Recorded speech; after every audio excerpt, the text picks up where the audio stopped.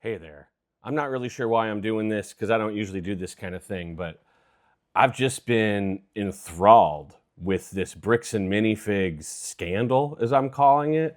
Um, if you don't know what I'm talking about, there's no point in watching this, but it's like this YouTuber Reckless Ben is kind of going rogue and like doing his best to Robin Hood this guy's lost Lego collection that was given to a store on consignment, and then things that happened after that caused the new owners of the store to retain that seller's property, which they shouldn't have. They should have given it back because it wasn't like they bought it outright.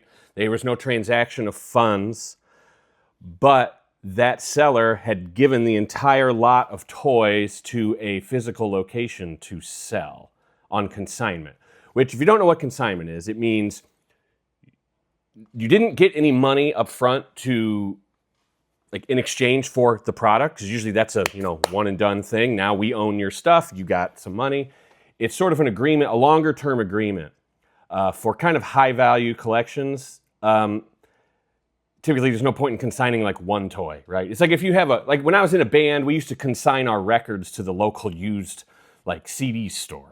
So we'd give them like a box of CDs and they'd sell them for $15 and we'd get like $8 of that. And so the company would keep $7. So I mean, that's a pretty bad consignment deal because you're only getting like 50%, but you get the idea. It's so you basically are borrowing another location's like foot traffic to sell your stuff, and in exchange, they get a cut of the sales and they process the payments and then they pay you back, etc.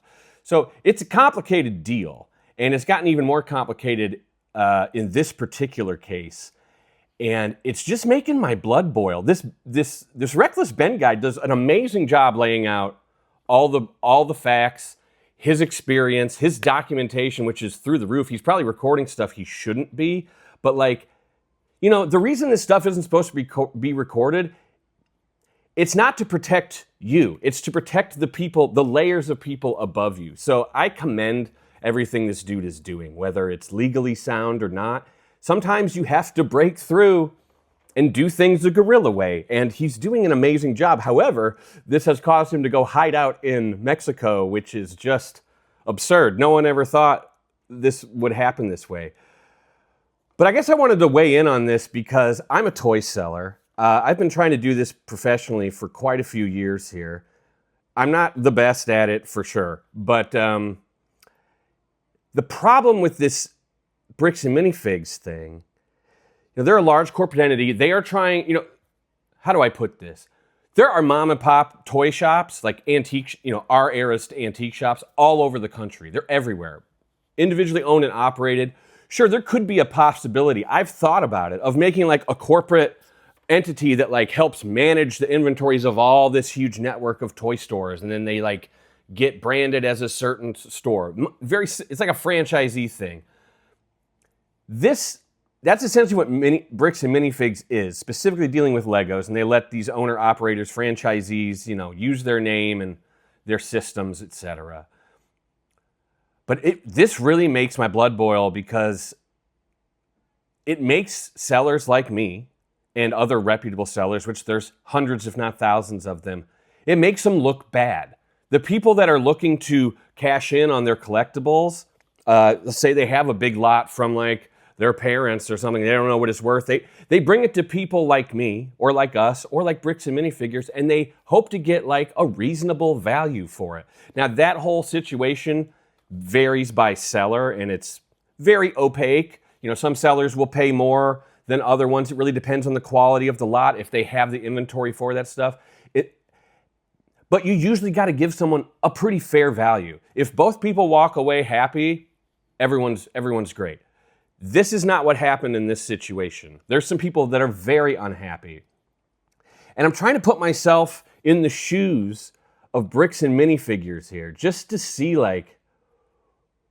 what are they, why are they doing what they're doing? Why are they acting the way they're acting when they could so simply just wash their hands of it and give the stuff back? They're supposedly a multi-million-dollar company, but they're worried about this inflated value $200,000 Lego collection. You know, that's not what it would be sold at a lot price, but that's why he did consignment, because he wanted to try to milk the most value out of that collection as he could, and rightfully so. It was his dad's stuff. This is what, you know, collectors do. But I think the real problem here is that he did it by consignment, and I think this is a warning for all of us. And I'm not blaming the owner, Bryan. I'm just pointing out that, like, consignment is a very complicated process. Time is the vector that no one really considers.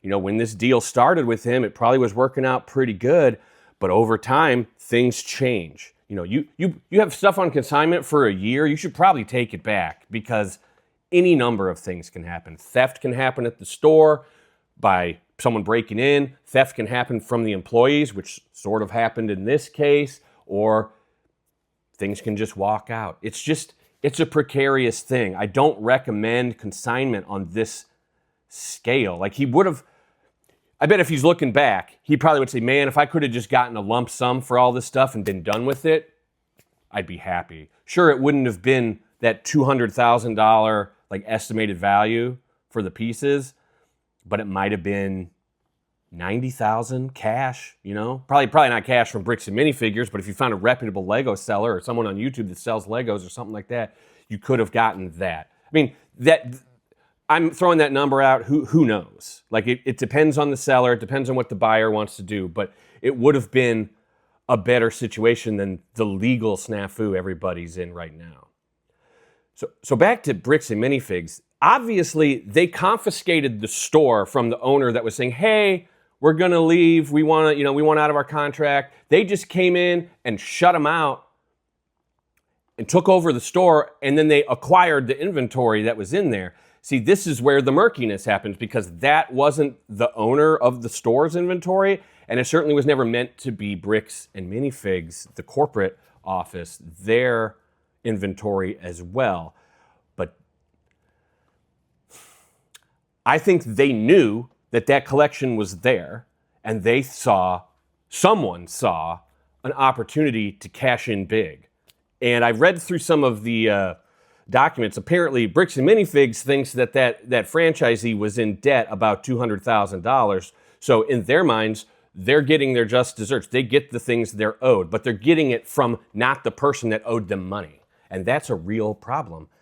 And I think all the proof is right there. That Ben guy, he laid it out in a very incredibly sophisticated manner. He went the legal route.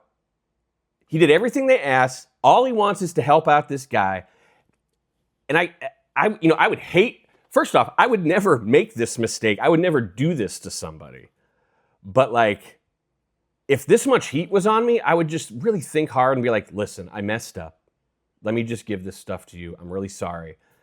I'm sure they don't want to admit fault, because then it maybe opens them up for further damages, which, in my opinion, it should. I mean, I don't know how the company is going to recover from this. They might be a big operation, but like, this story has legs, and it's not going away. This is not something like Taco Bell making a bad tweet and waiting out a few weeks. This is going to last forever. I wouldn't be surprised if that company rebrands as something else completely after this, but we're all still going to know who it was. So, Bricks and Minifigs, from one toy seller to another, get your fucking shit together and fix this.